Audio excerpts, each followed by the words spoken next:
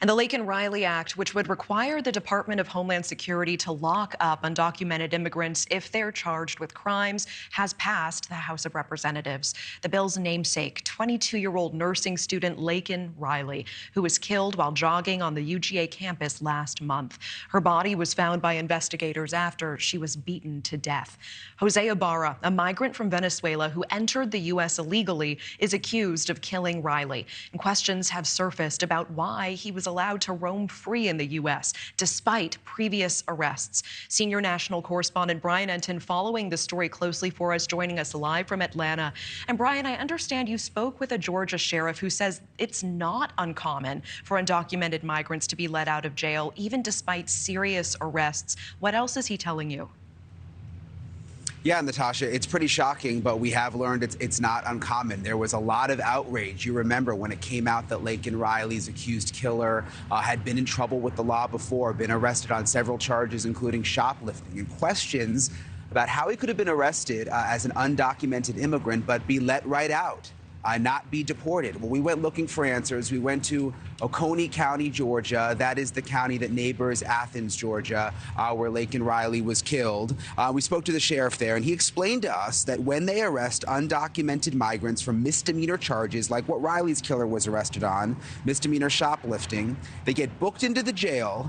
ICE does get notified through an electronic system, but the sheriff explained that ICE almost never shows up to pick these people up when it's a misdemeanor charge. And the way the law works is that after 48 hours, local law enforcement, they are required to release the prisoners if ICE doesn't show up. And again, when it's a misdemeanor, ICE almost never shows up, they say. Why, we don't really know. But he says it happens all the time. Take a listen. My understanding from my jail commander is if it's a misdemeanor charge that they have with us, and ICE, puts a hit on them, that if it's a misdemeanor, ICE won't come get them. So they'll be in the jail for 48 hours. Or they bond out before the 48 hours and we let them go because ICE tells us they're not coming to get them. Is the process frustrating? It is to a certain extent because, they're, especially in something like the case with Laken Riley, you have that undocumented person and everybody assumes that law enforcement dropped the ball on that. And in practicality, the local law enforcement didn't really drop the ball on it.